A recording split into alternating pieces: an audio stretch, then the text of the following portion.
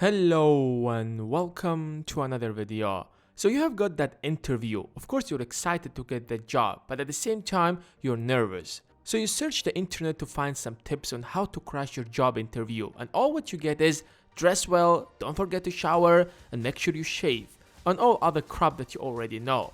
What you want to know is what should you do and should not do during the interview to get that job, and that's exactly what this video will be about. I promise that if you follow these 5 tips, you will most likely get that job. So hit the subscribe button and the bell beside it, and let's start. Prepare for the expected. What's great about job interviews is that you know exactly what to expect. Almost all employers ask the same questions over and over and are waiting for the same answers.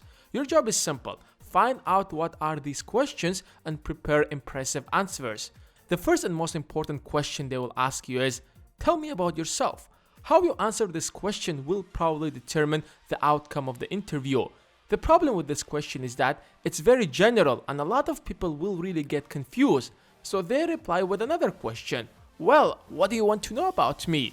That's the last thing that interviewer will probably want to hear.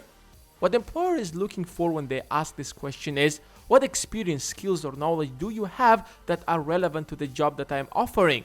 That's the question you should be answering, not your personal history where you grew up. Employers are expecting you to have this answer at your fingertips. They call it elevator speech. That means that you should be able to give an absolutely amazing answer in the length of time that it takes to ride an elevator. Of course, they will also ask you a couple of other questions such as, why are you applying for this job? What are your major strengths and weaknesses? Because every employer needs to answer these 5 questions before they hire someone. Why are you here? Why are you knocking on my door rather than someone else's door? What can you do for me? If I hire you, do you have what it takes to help me with the challenges I face?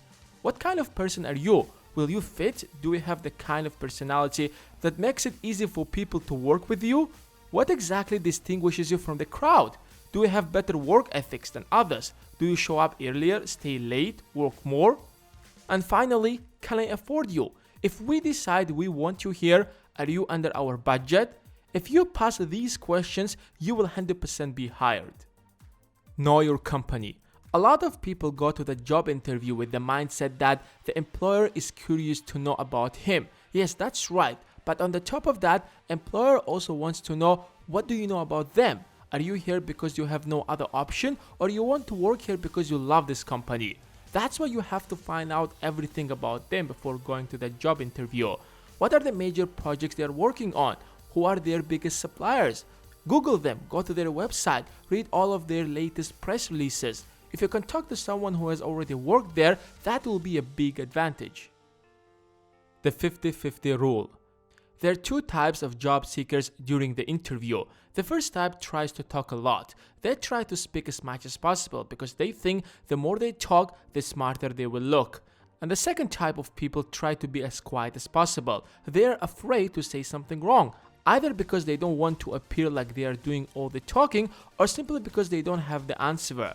So they answer the question in a very short way. Yes, no, maybe, I guess, I will try, I'm not sure.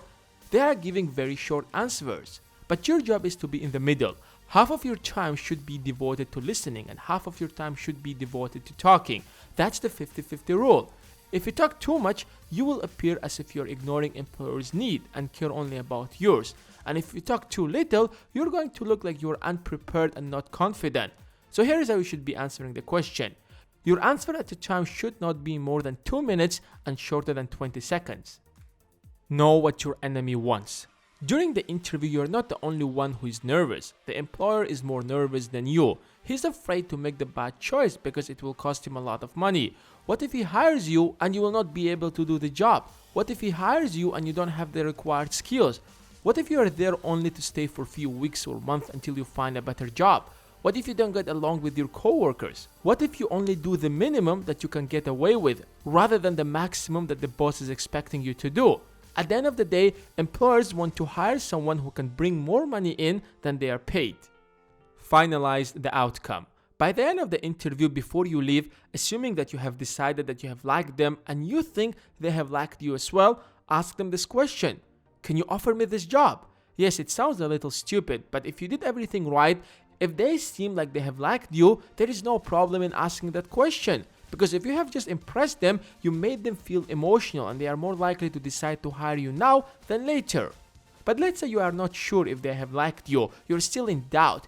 You can go ahead and ask them something like this: when may I expect to hear from you? Here you go. These are the 5 things you have to do in order to secure that job. And now it's your turn. What do you think? What would you add to this list? And as always, thanks for watching, and I will see you in the next one.